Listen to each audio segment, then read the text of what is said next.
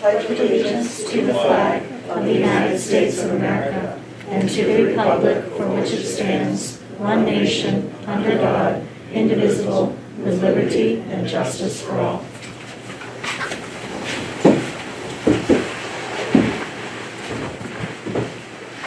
So Becky, I just wanted to let you know that I did an informal poll of the board, and they felt that since the chairs are going to be summarizing their committee minutes and not read the minutes, that you don't have to print them for a packet anymore. Good. Thank you. And we do not have hearing of delegations, so attendance, we have a quorum. We do. Item number 2, consideration to approve the minutes for the May 4th and May 16th and May 18th Board of Directors meetings. So moved. Brad, Jolene? Of course. All those in favor? Raise your hand. Thank you. Item number 3, consideration to approve the proposed agenda for the June 1st, 2022 Board of Directors meeting. Second. Jolene, Brad, we mixed it up. All those in favor? Is approved. And happy June, by the way. Business finance report. You're gonna do that, Mike? Yeah. So I'm reading a report from Peggy McKenzie, our office manager, who always does a nice job. The state subsidy has been received and recorded. All 5 town revenues have been received and recorded. Our operating revenues continue to exceed expenses for the month and for the year. Food service revenues, great work of Sam Wedgwood and her team, with an assist from Sue Day, now exceed expenses. So we're in great shape as we head to the end of the year. They've caught up and then some. And adult ed revenues continue to exceed expenses. All expenses are in line with our budget. It's also my understanding, I didn't get a chance to make it today, but our auditor, Bill Hall, came and gave a very good report about our district financial position. I just want to thank Peggy and Shannon and Jill and Becky and our financial team here for the great work they've done with us financially. There's the finance report. Yes, Billy did say that SAD 55 is in good shape. So thank you. Any questions? I have one. Yes. Are we continuing to feed the students throughout the summer this year? Yes. We are. Mm-hmm. I guess my question to go along with that would be, you know, is this budget much higher than it was 2 years ago, taking into account the transportation, feeding people and all that? If not, it's how are we accomplishing it in our revenues or our expenses? I think I'll let Sue I think I could do it. So summer feeding is changing. During COVID, we were allowed to send home food with students. This year, they're returning to their regular rules where students have to come on site in order to receive the summer feeding program. So we would anticipate a much smaller number of students participating in our summer feeding program this year. And the reimbursement rate for summer feeding versus regular school year is a higher rate. Okay, thank you. Sure. Thank you, Brad. Thank you, Sue. Facilities. All right, I'll take this one, and I left Jenny out to dry, and I apologize, so I didn't get to that, so I'll give facilities to everybody. I have 3 ticket items to cover here today, and I think that they're all good news. We decided on the location of the outdoor classrooms with the ESSER money for COVID in order to space folks out. So Chris Hughes had a brilliant idea. I don't know if you've been to the elementary school, but there's the walkway to pre-K. As you're looking at the elementary school on the front, it's the white modulars. And back there's a little square that is literally the perfect spot where those kids can be protected. Everybody can dump out. We put a little gated fence to keep them safe and secure. I thought it was a brilliant spot for that outdoor classroom. Here at the middle school, touring around with Johnny and Mike Lane, out down back behind the playgrounds. Both V's of his academic wings can dump out and use the space. And Britt Wolf and Johnny Cervantes down by alternative, well, what used to be alternative education is now the weight room as an extra outdoor space for multiple purposes. So I thought they came up with great spaces for these outdoor facilities. Those will be the locations. The board's already heard the ESSER funding and approved that purchase, but hopefully this summer, Miss Day, we'll get those constructed. And those are actually going to be gazebos, correct? They're sort of like post and beam, I don't know the right word. They'll be just post up and a steel roof over the top with several posts supporting. I think they're like 20 by 30 or something like that. Enough for some tables and chairs underneath and keep kids out of the weather. So it should be a great spot for kids. I have all good news in construction and transportation, Jenny, thankfully. That's good. The track, the board blessed moving forward with the track. The track is repair with the dip in the backside, scheduled to begin end of June. Shout out to Owen and Wilby Shaw Brothers, I think, doing the excavation and paving work to get us going. And Beaver Brook will do the nice, beautiful rubber topping and make it hopefully like new. So we did book that, just an update. And I walked through the outdoor bathrooms, been like the white whale for quite some time. They're almost done. I am 90% sure that for graduation we'll not be using porta potties on June 10th. I shout out to Johnny was out there, and Jack Howland, and Les Fox, our district electrician. They were sweating today, working hard to make sure those are done for graduation. They look beautiful. You should be very proud. So 3 good things from construction land. Sorry I missed it earlier. Any questions? Moving right along. Thank you all. Curriculum report, student report. Alrighty, good evening, everyone. A lot has happened over the past month. Model United Nations, also known as MEMUNC, went on an overnight trip, 3 days and 2 nights at USM campus in Gorham. Sacopee students represented Germany, Iraq, and Guatemala. Joseph Patterson won an honorable mention distinguished delegate award. The varsity softball and baseball teams are doing very well. Softball and baseball both played their last regular season games, and they're excited about the playoffs. Varsity baseball and softball should have a home playoff game Tuesday, June 7th at 4 p.m. This should be finalized around Friday, but both teams are lucky to hopefully have these games. Go Hawks. Track participated in the Western Maine Conference Championship on Saturday, May 18th. The boys placed 2nd overall and the girls placed 3rd, tripling their total points from the year before. There were many top 3 finishes for both teams. The track team will be heading to the Class C state championships on Saturday at Lewis High School. The seniors and staff that participated had a blast on the New York trip. They went on a ferry tour to see the outside of the Statue of Liberty and Ellis Island, took a double-decker bus through Times Square, Brooklyn, and the Bronx, went to the MoMA Museum of Modern Art, saw the Intrepid and Aerospace Museum, and took a submarine tour of the crawler. NHS hosted a telethon for Sacopee Scholar donations, and the seniors now have earned $7,000. The band and chorus concert on May 18th went very well, and Special Olympics Summer Games will take place June 10th through 12th at UMO. And last week, all juniors took the Science MEA, and while they were doing that, the 9th grade class was lucky and toured SMCC and Fort Williams in Portland. On Monday, JRTC cadets participated in ceremonies and marched in 3 parades. They started in Cornish and then proceeded to Hiram and finished in Keyser Falls. All grades also had class elections for the following year. Up next will be student council elections.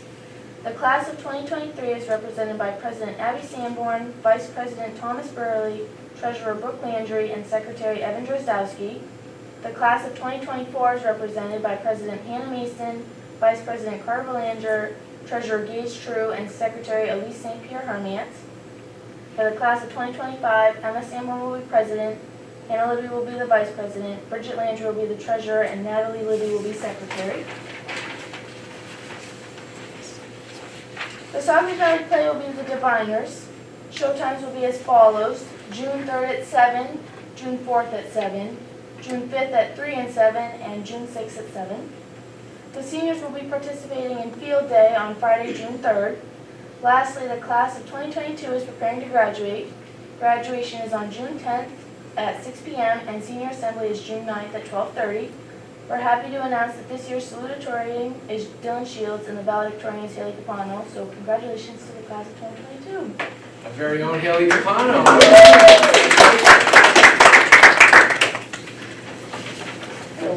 So we have a valedictorian here, and we also have the class secretary, 2024, doing the camera. Congratulations, Elise. Question, Amber? No, first, I want to thank you ladies for doing this. This is just awesome. You know? Miss Hoxie, you touched my heart. Yeah, mine too. You're gonna get me emotional over here. No, it's just wonderful, because I don't know half of the stuff that goes on.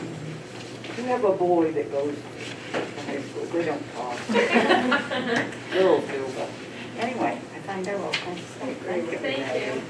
And just as a follow-up, we are having interviews, I think it's next Tuesday. It's June 7th. Is it? Let's Right, do Tuesday. part of it. With a sophomore who will be a junior in the fall to start on this journey as a junior and then hopefully a senior. So I'm so glad that whatever board member suggested this, it's excellent, and these two have done a wonderful job. Yeah, that's right, very good. And we're gonna miss you, but good luck to you, Hat. I Thank really you. I'll miss you guys. forward to your speech and all that good things at graduation. Any questions for the students? Thank you. Curriculum committee. Yes, we welcomed Brad as a new member, and no one volunteered to be chair, so I continue as chair until someone steps forward. We also reviewed the grant application for the extended learning grant, and that was due May 12th, so I assume, I don't know, have you heard anything? Not yet. Okay. And when the application becomes available for the school-based health clinic, we will apply for that, so, that grant. We also endorsed purchase of a textbook for the 9th grade physical sciences with earth science. And also reviewed and endorsed the McGraw-Hill Music Studio curriculum for PK through 8. And also the White Mountains Community College articulation agreement will offer said 55 students 3 college credits.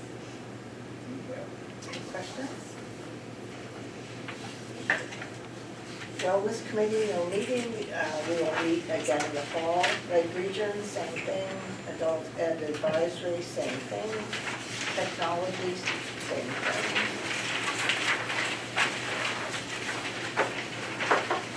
Policy committee. We met on May 11th, and we reviewed IKF, which you'll see is a first read tonight. GCSA, which is also a first read. JLF, also a first read, and JLFE, a first read. We also will be reviewing in June JICIA, which is Weapons, Violence, and School Safety. And then ongoing review by policy committee and suggestions from middle school and high school administrations, and that's the reentry plan guidelines. And I want to thank Sue Day for all her help with getting these policies in the right working order, and it's a pleasure working with you. Oh, thanks. I could have seen. Yes, Maggie. I'm sorry, I have to keep talking, but about that, there is a meeting, I just found out this afternoon, June 13th at 3 o'clock Wow. at the facility. It out at facility. Down in corner. June 13th, you said? Yes, 3 o'clock. 3 o'clock. I just don't have the committee in front. Oh, yes, I do have the committees in front of me. Maggie and I. It is Maggie and Jenny. Good. Yeah, thanks, Maggie. Any questions about policy? Moving right along.